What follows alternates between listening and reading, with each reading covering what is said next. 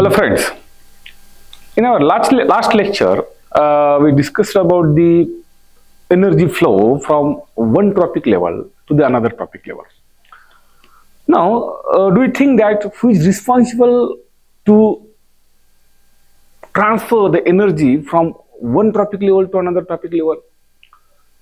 In any ecosystem there are different structures, or there are different components, there are different systems which are responsible to transfer the energy from one trophic level to the another trophic level. कुठल्याही परिसंस्थेमध्ये energy एका trophic level पासून दुसऱ्या trophic level पर्यंत transfer करण्यासाठी विविध components, विविध घटक त्या ठिकाणी कारणीभूत असतात, इकोसिस्टम मधील घटक. आणि मग हे घटक नेमके कोणते आहेत? तर दोन प्रकारचे प्रामुख्याने हे घटक आहेत. There are two types of these components which are responsible for transferring the energy from one trophic level to the another trophic level in a particular ecosystem. And what are these? Today we are discussing these two components, that is a food chain and food webs. अन्न साखळी आणि अन्न जाल. प्रामुख्याने हे अन्न जाल आणि अन्न साखळी आणि याच्यामधले काही components, these are responsible for transferring the energy from one trophic level to the another trophic level. And today the topic of our discussion is food chains and food webs. So what are these food chains and food webs? नेमके अन्न साखळी आणि अन्न जाल नेमके काय आहेत? तर फूड चेन म्हणजे कुठल्याही परिसंस्थेमध्ये एनर्जीचा फ्लो हा त्याच्या उत्पादकांपासून, निर्मात्यांपासून जो सुरू होतो तो डिकम्पोजर्स पर्यंत जातो. आणि मग अन्न साखळी म्हणजे काय नेमकं? The food chain is a sequence of eating and being eaten in an ecosystem is known as food chain, or the transfer of food energy from the plants through a series of organisms, it is known as what we call it as a food chain. कुठल्याही ecosystem मध्ये अनेक अशा food chain असतात आणि या food चेनचं कार्य काय आहे तर एनर्जीचा फ्लो करणे आणि प्रोड्युसरला कंझ्युमर्स, प्रायमरी कंझ्युमर्स, पुन्हा प्रायमरी कंझ्युमर्स पासून ती सेकंडरी कंझ्युमर्स, सेकंडरी कंझ्युमर्स पासून टर्शरी कंझ्युमर्स, अशा पद्धतीने एनर्जी फ्लो पुढे पुढे जाणे. आणि हा एनर्जी फ्लो पुढे कसा जातो तर प्रोड्युसरवर डिपेंडंट असतात प्रायमरी कंझ्युमर, प्रायमरी कंझ्युमरवर सेकंडरी कंझ्युमर, सेकंडरी कंझ्युमरवर tertiary consumer. So this is the food chain. The food chain of any ecosystem, it is a transfer of the food energy. Food energy is a transfer from the plants, that is producers, through a series of organisms.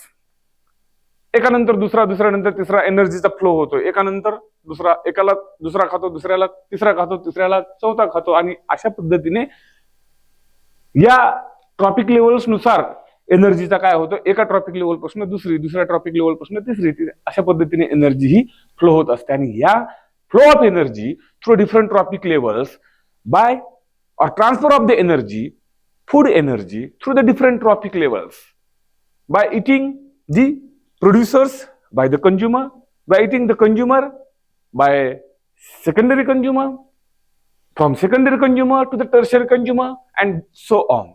So this is the food chain, and food chain always starts with the plant life. Any food chain of any ecosystem, it starts with the producer or plant life. म्हणजे कुठलीही अन्न साखळी ही अन्न साखळीतला प्राथमिक घटक नेमका कोणता असेल तर तो प्राथमिक घटक हा प्लांट्स असतात, वनस्पती असतात, ज्या की एनर्जी ट्रॅप करून फूड मॉलिक्युल्स तयार करत असतात. Okay, and plant life and then it ends with the animals. आणि कुठलीही इकोसिस्टम मधला घटक हा प्लांट लाईफ ने सुरू होतो आणि तो कोण एंड कुठं होतो तर एंड त्याचा होतो हा एनिमल्स मध्ये. Okay, so a food chain always starts with the plants. कोणती फूड चेन प्लांटने स्टार्ट होते आणि it ends with the animals. नंतर ते एनिमल्सने एंड होते. ओके, नंतर हे एनिमल्स काय होतात, डाय होतात.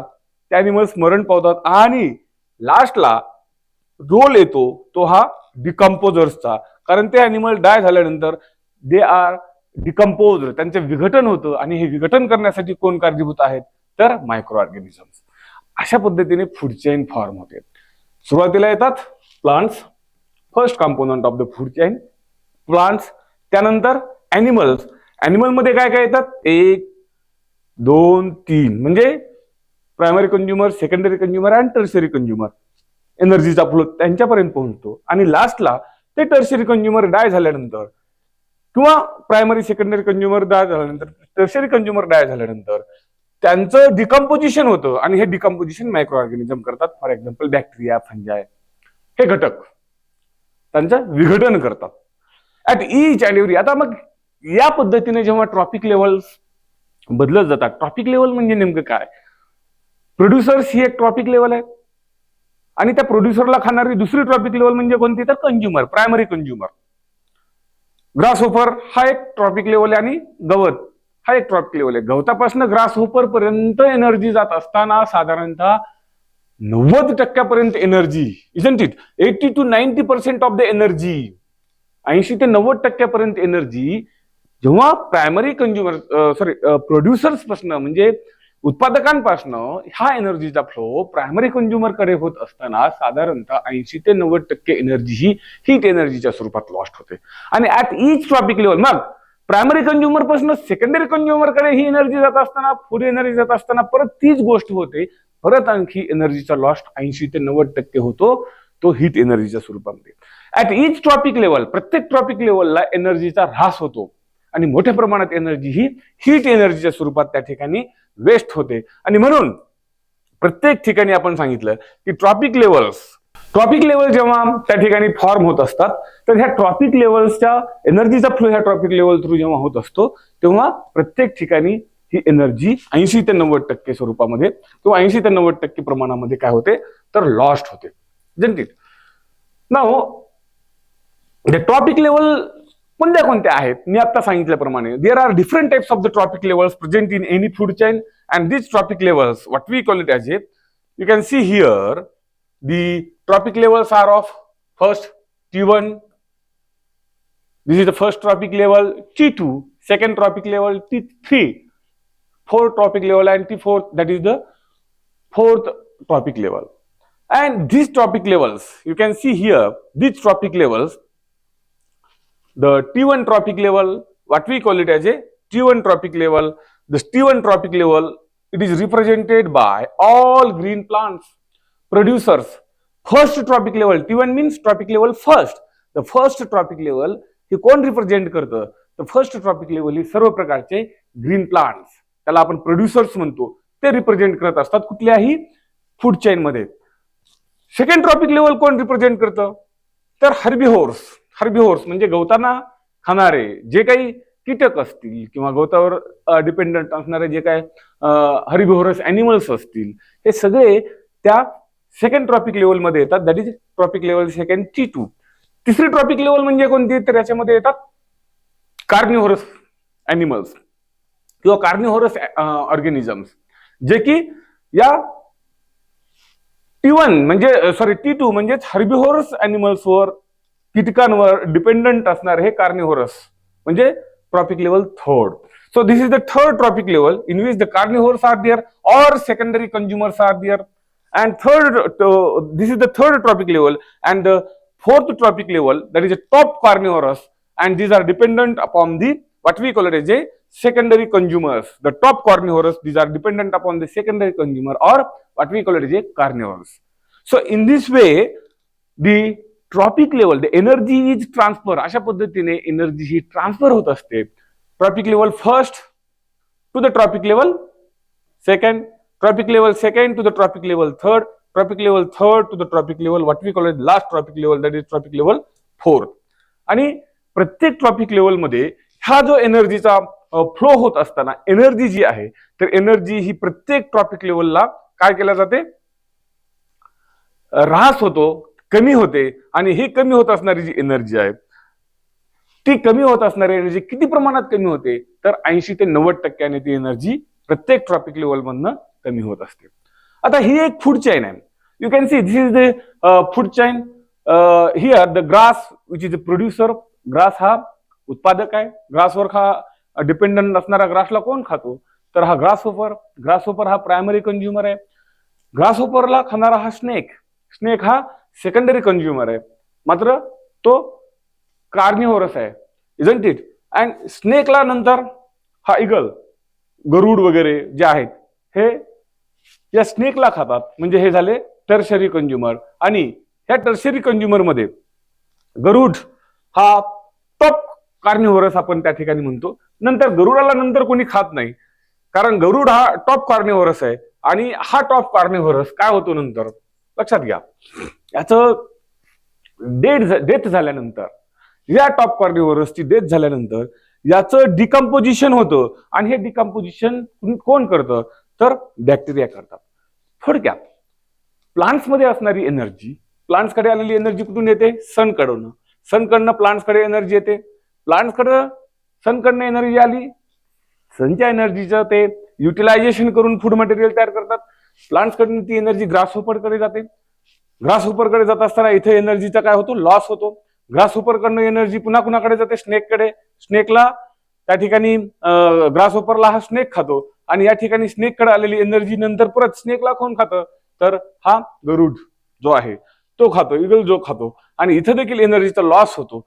आणि हा इगल डेथ झाल्यानंतर याला डिकम्पोज करण्याचं काम हे बॅक्टेरिया करतात. आणि ही जी इगल मधली जी एनर्जी आहे ती एनर्जी पूर्ण कुठे जाते, तर सॉइल मध्ये मिक्सअप होते. आणि हे सॉइल मध्ये मिक्स झालेली एनर्जी नंतर न्यूट्रिएंटच्या स्वरूपामध्ये कोण घेतं, परत न्यूट्रिएंटच्या स्वरूपामध्ये ग्रास म्हणजे गवताला ती एनर्जी मिळते. मुळं ज्या गवताचे जमिनीमध्ये सॉइलमध्ये असतात ते मुळं काय करतात, हे जे न्यूट्रिएंट्स आहेत ते न्यूट्रिएंट्स शोषतात आणि त्या न्यूट्रिएंटच्या सहाय्याने परत नवीन फूड मटेरियल तयार करतात with the help of sun energy. And in this way the cycle is goes on, and that is called as the chain is goes on, and that chain is called as the food chain. अशा पद्धतीने चैन या ठिकाणी एनर्जीचा flow होतो आणि food chain अशा पद्धतीने त्या ठिकाणी मेंटेन होते. त्या ठिकाणी दुसरं एक एक्झाम्पल आपण याचं जर घेतलं आपण, तर त्याच्यामध्ये त्या ठिकाणी फूड चेन्स प्रत्येक इकोसिस्टम मध्ये कार्यरत राहतात. So the food chains these are of two types particularly, and these are classified into the two categories: the grazing food chain and detritus food chain. So the grazing food chain, it is found in the आता ग्रॅझिंग food chain म्हणजे काय, the ग्रॅझिंग food chain, ग्रॅझिंग अन्न साखळी ही कुठं पाहायला मिळते, ती पाहायला मिळते तर आपल्याला दोन प्रकारच्या इकोसिस्टीम मध्ये. एक इकोसिस्टीम म्हणजे कोणती आहे, तर ती आहे grassland ecosystem.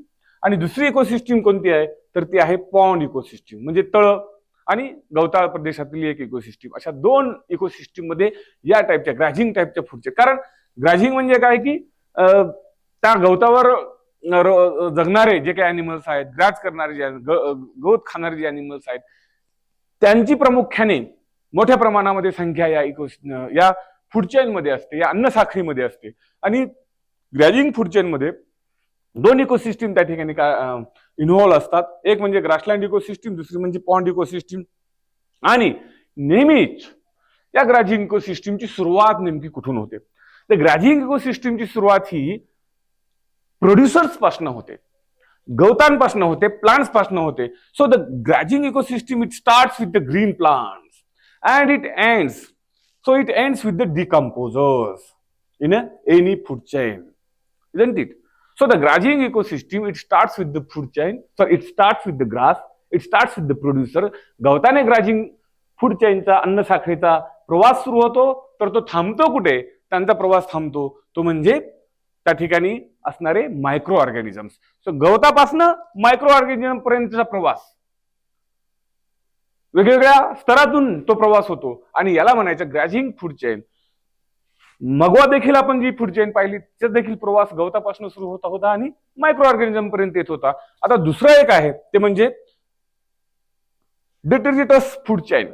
So what is this detritus food chain? This food chain ही जी अन्न साखळी आहे, या अन्न साखळीचा प्रवास याच्या उलट आहे. या अन्न साखळीचा प्रवास हा डिकम्पोजर्स पासून सुरू होतो. म्हणजे मोठमोठे जे प्लांट्स आहेत, हे प्लांट्स डेड झाल्यानंतर त्या प्लांटचे डिकम्पोजिशन होतं. हे डिकम्पोजिशन करतात मायक्रो ऑर्गॅनिझम, म्हणजे यांचा प्रवास हा micro. So the detritus food chain it starts with the what we call it as a dead organic matter, that is plant and animals. Dead organic matter पासून या food चेनचा प्रवास सुरू होतो आणि त्या डेड ऑर्गॅनिक मॅटरला डिकम्पोज करतात, त्याचं विघटन करतात. ते डिकम्पोज झालेलं जे काही ऑर्गॅनिक मॅटर आहे तो सॉइल मध्ये मिक्स होतो. सॉइल मधनं परत ते जातं कुणाकडे, तर ते जातं प्रोड्युसर्सकडे, प्लांट्सकडे. आणि मग प्लांट्स कडनं नंतर जातं त्यांच्या प्रायमरी कंझ्युमर्सकडे. प्रायमरी कंझ्युमर्सकडे नंतर जातं सेकंडरी कंझ्युमर्सकडे. सेकंडरी कंझ्युमर्सकडनं हे एनर्जी जाते नंतर टर्शरी कंझ्युमर्सकडे. आणि हे टर्शरी कंझ्युमर्स म्हणजेच काय, परत अॅनिमल्स डिकम्पोज होतात. मात्र ही जी फूड चेन आहे, ही फूड चेन आपल्याला पाहायला मिळते ग्रासलँड इकोसिस्टीम मध्ये आणि फॉरेस्ट इकोसिस्टीम मध्ये. सो ग्राजिंग फूड चेनचे उदाहरणं कोणते आहेत किंवा ग्राजिंग फूड चेन कुठं होते? दोन ठिकाणी होते. एक म्हणजे ग्रासलँड इकोसिस्टीम, दुसरं म्हणजे पॉन्ड इकोसिस्टीम, तळे. ग्राजिंग फूड चेन. दुसरी जी फूड चेन आहे that is called as the detritus food chain. हे डेट्रिटस फूड चेन कशी सुरू होते? डेट्रिटस फूड चेनचा प्रवास हा मायक्रोब्स पासून सुरू होतो किंवा decomposition dead and decay matter पासून सुरू होतो, डेड प्लांट पार्ट्स पासून सुरू होतो, डेड अॅनिमल्स पासून सुरू होतो. आणि त्याचा प्रवास तिथून सुरू झाल्यानंतर परत कुठं जातो? तो गवतांपासनं, प्रायमरी कंझ्युमर्स पासनं, त्यानंतर सेकंडरी कंझ्युमर्स पासनं, परत टर्शरी कंझ्युमर्स पासनं त्याचं डेड मटेरियल किंवा डेड कंपोनंट्स तयार होतात. आणि अशा पद्धतीने ही इकोसिस्टीम, डेट्रिटस इकोसिस्टीम ही डेट्रिटस फूड चेन ही कोणत्या इकोसिस्टीम मध्ये आपल्याला पाहायला मिळते? तर ती फूड चेन आपल्याला पाहायला मिळते ग्रासलँड इकोसिस्टीम आणि दुसरं आहे फॉरेस्ट इकोसिस्टीम. तर या दोन त्या ठिकाणी फूड चेनचा अशा पद्धतीने आपल्याला अभ्यास करता येईल. दोन प्रकारच्या फूड चेन्स, ग्राजिंग फूड चेन जी आपल्याला ग्रासलँड इकोसिस्टीम आणि पॉन्ड इकोसिस्टीम मध्ये पाहायला मिळते. त्याचा प्रवास हा आपल्याला प्रोड्युसर्स पासून म्हणजे गवतापासून सुरू होतो, डिकम्पोजर्स पर्यंत जातो. तर त्या ठिकाणी डेट्रिटस फूड चेन कुठे पाहायला मिळते? तर दोन ठिकाणी आपल्याला पाहायला मिळते. एक म्हणजे ग्रासलँड इकोसिस्टीम मध्ये डेट्रिटस फूड त्या ठिकाणी फूड चेन आपल्याला पाहायला मिळते आणि फॉरेस्ट इकोसिस्टीम मध्ये डेट्रिटस फूड चेन आपल्याला पाहायला मिळते. त्याचा प्रवास हा डेड डीके मॅटर पासून सुरू होतो आणि तो परत कुठं जातो? तर टॉप कॉर्निवरस पर्यंत जातो. अशा पद्धतीने या दोन टाईपच्या फूड चेन्स आपल्याला त्या ठिकाणी पाहायला मिळतात. त्यानंतर आपल्याला या पद्धतीने मी सांगितल्या पद्धतीने की grazing food chain it starts with the producer. Okay, then these producers are written by the primary consumer. These primary consumers are written by the secondary consumer and lastly this is the tertiary consumer. गवताला rat खातो, रॅटला नंतर हा snake खातो आणि स्नेकला नंतर हा tertiary consumer त्या ठिकाणी खातो. And this is the good example of what we call it as a grazing food chain. Okay, here the another component of ecosystem in which the energy flow. तर अशा पद्धतीने दुसरा एक कंपोनंट जो आहे फूड वेब. आता पहिल्या आपण कंपोनंट मध्ये आपण पाहिलं की त्या ठिकाणी अन्न साखळी आहे. प्राथमिक प्रोड्युसर्स असतात, प्रोड्युसर्स नंतर primary consumer, secondary consumer, tertiary consumer आणि डिकम्पोजर्स. तर हा युनिडायरेक्शनल फ्लो होतो तिथे. हा फ्लो कसा असतो? युनिडायरेक्शनल असतो आणि पूर्णपणे ते साखळी तयार होते. पण काही इकोसिस्टीम मध्ये अशा अनेक अन्न साखळ्या एकत्र येतात. Several food chains come together and they are interlocking with each other. म्हणजे काही फूड चेन मधला प्रायमरी कंझ्युमर त्याला सेकंडरी कंझ्युमर न खाता दुसऱ्या फूड चेन मधला टॉप कंझ्युमर त्याला खातो. म्हणजे प्रायमरी कंझ्युमर एका फूड चेन मध्ये आहे, त्याला सेकंडरी कंझ्युमर न खाता दुसऱ्या एखाद्या फूड चेन मधला टॉप कंझ्युमर त्या प्रायमरी कंझ्युमरला खातो. किंवा एखाद्या फूड चेन मधला प्रायमरी जो प्रोड्युसर आहे हा प्रोड्युसर हा दुसऱ्या फूड चेन मधला प्रायमरी कंझ्युमर त्या प्रोड्युसरला खातो. म्हणजे अनेक या इकोसिस्टीम मध्ये अनेक फूड चेन्स एकत्र आल्यानंतर त्या फूड चेन मध्ये एक इंटरलॉकिंग पॅटर्न जाल तयार होतं. आणि ते जाल म्हणजे काय, ते जाळं म्हणजे काय, तर अनेक फूड चेन एकत्र आल्यानंतर त्या फूड चेनच्या प्रत्येक घटकांमध्ये जे एक साखळी तयार होते, एक जाळं तयार होतं, त्या जाळ्याला आपण म्हणतो फूड वेब किंवा अन्नजाल. आणि दिस अन्नजाल or food web, the interlocking pattern of various food chains in an ecosystem, वेगवेगळ्या फूड चेन आणि त्याचा interlocking pattern that is called as food web. The food web in any ecosystem, it may be contain many types of the food chains. एका ecosystem मध्ये अनेक प्रकारच्या food chain त्या food web मध्ये present असू शकतात आणि different types of the organisms are connected. आणि वेगवेगळ्या फूड चेन मधले वेगवेगळे ऑर्गॅनिझम एकमेकांशी काय असतात, कनेक्ट झालेले असतात. आणि म्हणून प्रत्येक ऑर्गॅनिझम दुसऱ्या ऑर्गॅनिझमला त्या ठिकाणी एकमेकांशी कम्पीट करतो आणि त्या ठिकाणी कोणत्याही फूड चेन मधला ऑर्गॅनिझम हा सेकंडरी कंझ्युमर त्या ठिकाणी खाऊ शकतो, त्याला ईट करू शकतो. अशा पद्धतीने हे फूड वेब त्या ठिकाणी फॉर्म होतात. आणि grass may be eaten by insects, म्हणजे एका फूड चेन मधला जो प्रोड्युसर आहे, जो grass, this is the producer, it may be eaten by different types of the primary consumers, isn't it? So the grass, it may be eaten by, you can see here, the grass may be eaten by insect. एका food chain मधला हा insect आहे, परंतु तोच grass दुसऱ्या food chain मधल्या rat देखील खातो, तोच ग्रास तिसऱ्या फूड चेन मधला डिअर देखील खातो. अशा पद्धतीने म्हणजे ग्रासवर डिपेंडंट असणारे अनेक वेगवेगळ्या फूड चेन मधले हे प्रायमरी कंझ्युमर्स आहेत. आणि हे कंझ्युमर्स त्या ठिकाणी एक अन्नजाल तयार करतात. आणि या पूर्ण पद्धतीला आपण काय म्हणतो तर what we call it as a food web. Okay, so these food webs, then you can see the diagram of these food webs, and then this plant, it is going to be eaten by mouse, rabbit and goat. So the producer is single and it is eaten by three different primary consumer. So this rabbit, it is going to be eaten by the cat, which is of one food chain. हा rabbit या सशाला कोण खातो, cat खाते. परत या सशाला कोण खातो, हा जॅकल, हा लांडगा देखील खाऊ शकतो. कॅट आणि हा लांडगा हे वेगवेगळ्या फूड चेन मधले प्रायमरी नाहीतर हे सेकंडरी कंझ्युमर्स आहेत. परत हा माऊस किती जण खाऊ शकतात, या माऊसला हा घुबड देखील खाऊ शकतो, याच माऊसला मांजर देखील खाऊ शकते. दोन्ही वेगवेगळ्या फूड चेनचे कंझ्युमर्स आहेत. आणि अशा पद्धतीने वेगवेगळे जे प्रायमरी सेकंडरी टर्शियरी कंझ्युमर्स एकमेकांमध्ये जे इंटरलॉक झालेले आहेत, तर हा दुसरा एक पॉन्ड वॉटर इकोसिस्टीम मधलं हे फूड वेब आहे की ज्याच्यामध्ये हे प्रोड्युसर्स आहेत. या प्रोड्युसर्सला all these primary consumers are eaten, isn't it. आणि मग या प्रोड्युसरला त्या फ्लाय आहे, देन कार्प आहे, प्रॉन आहे, हे सगळे प्रायमरी कंझ्युमर यांना खातात. आणि या प्रायमरी कंझ्युमरला एकापेक्षा जास्त, म्हणजे हा कार्प काय होतो, एक, देन दोन इकोसिस्टीमचे कंपोनंट याला खातात. किंवा हा कार्प डायरेक्टली टॉप कॉर्निव्हरस कडे देखील जातो. म्हणजे असं काही फिक्स्ड पॅटर्न त्या ठिकाणी नसतं. प्रायमरी कंझ्युमर नंतर सेकंडरी कंझ्युमरच येतील असं नाही, सेकंडरी कंझ्युमर नंतर टर्शियरी कंझ्युमर येतील असं नाही, प्रायमरी कंझ्युमर नंतर डायरेक्टली टर्शियरी कंझ्युमर देखील त्या ठिकाणी येतात. आणि अशा पद्धतीने आंतरजाल जे होतं, आणि या आंतरजालातून हा जो इंटरलॉकिंग पॅटर्न आहे, वेगवेगळ्या फूड चेनचा इंटरलॉकिंग पॅटर्न, वेगवेगळ्या फूड चेन मध्ये असणाऱ्या ऑर्गॅनिझमचा इंटरलॉकिंग पॅटर्न, आणि या इंटरलॉकिंग पॅटर्न थ्रू एनर्जीचं ट्रान्सफर त्या ठिकाणी होतं, याला म्हणायचं आपण फूड वेब.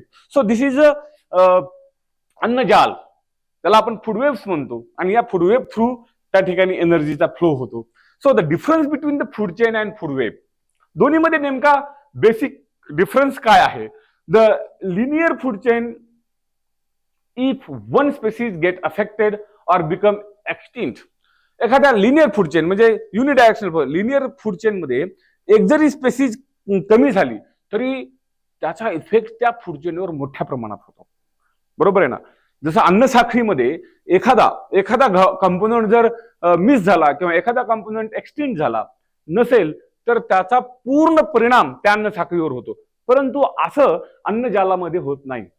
अन्नजालामध्ये म्हणजे फूड वेब मध्ये एखादा जरी कंपोनंट एखाद्या फूड चेनचा कमी झाला किंवा मिसिंग झाला तर त्याचा तेवढा मोठ्या प्रमाणात परिणाम या अन्नजालामध्ये किंवा या फूड वेब मध्ये होत नाही. तर हा बेसिक डिफरन्स या दोन प्रकारच्या काय म्हणतो आपण त्याला फूड चेन आणि फूड वेब मध्ये आपल्याला पाहायला मिळतो. त्यानंतर सिग्निफिकन्स काय आहेत नेमके फूड चेनचे आणि फूड वेबचे, तर याचे सिग्निफिकन्स आहेत मेन आणि महत्वाचे सिग्निफिकन्स फूड चेन आणि फूड वेबचं जे आहे ते म्हणजे it plays an important role. कशामध्ये त्यांचा नेमकं महत्वाचा रोल आहे तर important role in the energy flow and nutrient cycling. Food chain आणि फूड वेबचं प्राथमिक कार्य, महत्वाचं कार्य कोणतं असेल तर एका ट्रॉपिक लेवलपासून दुसऱ्या ट्रॉपिक लेवल मध्ये एनर्जीचा फ्लो करणे. आणि नुसता एनर्जीचा फ्लो नाही तर शेवटी ते सर्व एनर्जी जी आहे ती पुन्हा it is converted back into the soil, आणि from soil again it goes to the कुणाला तर प्रोड्युसर्सला म्हणजे गवताला. तर हा सगळ्यात महत्वाचा त्याचा जो फंक्शन आहे किंवा त्याचे जे प्राथमिक कार्य आहे फूड वेब आणि फूड चेनचं आपण पाहतोय. त्यानंतर इट मेन्शन, आता मग ह्या फूड चेन आणि फूड वेब जर नसत्या तर एकाच घटकाचे म्हणजे कीटक गवतावर डिपेंड असतात, आणि या कीटकांना खाणारा जर एखादा कंपोनंट त्या इकोसिस्टीम मध्ये नसेल तर कीटकाची संख्या प्रचंड वाढली असते, आणि त्यांनी पूर्ण ही सायकल जे आहे निसर्ग चक्र हे इम्बॅलन्स केलं असतं, आणि कीटकांमुळे अनेक प्लांट्स धोक्यात आले असते. परंतु तसं होतं का? नाही. कीटकांवर कंट्रोल करणारा दुसरा एक घटक आहे, छोटे ग्रास होपर जसं आहे, त्यांची संख्या मोठ्या प्रमाणात वाढली असते. परंतु जे कीटक गवत खाऊन जगतात त्या कीटकांना कंट्रोल करणारे दुसरे म्हणजे त्या ठिकाणी बेडूक आहे, किंवा त्या कीटकांना कंट्रोल करणारा त्या ठिकाणी वेगवेगळे पक्षी आहेत. आणि कोणत्याही एका बायोटिक कंपोनंटची संख्या मोठ्या प्रमाणात न वाढू देणे हे महत्वाचं दुसरं कार्य या अन्न साखळीचं आणि या अन्नजालाचं आहे, की कुठल्याही एखाद्या घटकाची संख्या अन्न साखळीमध्ये बॅलन्स्ड स्वरूपामध्ये ठेवणे, त्याला जास्त वाढूही न देणे किंवा कमीही न ठेवणे. हे population it controls or it regulates the population size of different tropic levels and thus help in maintaining the ecological balance. This is another important. आणखीन एक फंक्शन काय आहे याचं? They have the property of biomanufacturing. Okay, तो biomagnification म्हणजे काय? Biomagnification the non biodegradable materials keep on passing from one trophic level to the another trophic level. Non biodegradable जे biomaterials आहेत ते एका ट्रॉपिक लेवल पासून दुसऱ्यापासून तिसऱ्यापासून चौथ्या ट्रॉपिक लेवल पर्यंत नेण्याचं काम या फूड वेब आणि फूड चेन मध्ये होतं. आणि मग त्याच्यामुळे त्याची जी कॉन्सन्ट्रेशन आहे त्या नॉन बायोडिग्रेडेबलचं त्याचं कॉन्सन्ट्रेशन हे वाढत जातं. And this process is known as biomagnification. So biomagnification हे एक महत्वाचं काम त्या ठिकाणी आपण पाहू शकतो. कुणाचं? तर त्या फूड वेब आणि फूड चेनचं. आणि याच्यामध्ये आणखीन दुसरा एक महत्वाचा कंपोनंट आपण पाहू शकतो की या फूड चेन मध्ये किंवा हे फूड वेब मध्ये हे एक पॉन्ड इकोसिस्टीमचा एक डायग्राम आहे, ज्या ठिकाणी हे प्रोड्युसर्स आहेत, प्रोड्युसर्सला डिपेंड करणारे काही प्रायमरी कंझ्युमर्स आहेत, कंझ्युमरला हे टॉप कार्निवरस आहेत, परत याला म्हणजे इंटरलॉकिंग पॅटर्न हा फूड वेबचा त्या ठिकाणी आपल्याला पाहायला मिळतो. तर अशा पद्धतीने एनर्जीचा फ्लो एका ट्रॉपिक लेवल पासून दुसऱ्या ट्रॉपिक लेवल पर्यंत करण्याचं काम, एका ट्रॉपिक लेवल पासून दुसऱ्या ट्रॉपिक लेवल पर्यंत करण्याचं काम हे फूड वेब आणि फूड चेन करतात, आणि एनर्जी फ्लो होत असतो. मात्र हा एनर्जी फ्लो होत असताना मी सांगितल्याप्रमाणे काय होतं त्या ठिकाणी? तर त्या ठिकाणी प्रत्येक वेळेला एनर्जीचा लॉस होतो, एनर्जीचा ऱ्हास होतो, तो म्हणजे हीट एनर्जीच्या स्वरूपात. तर अशा पद्धतीने आपण फूड वेब्स आणि फूड चेन्स या संदर्भात या लेक्चरमध्ये आपण माहिती घेतली आहे.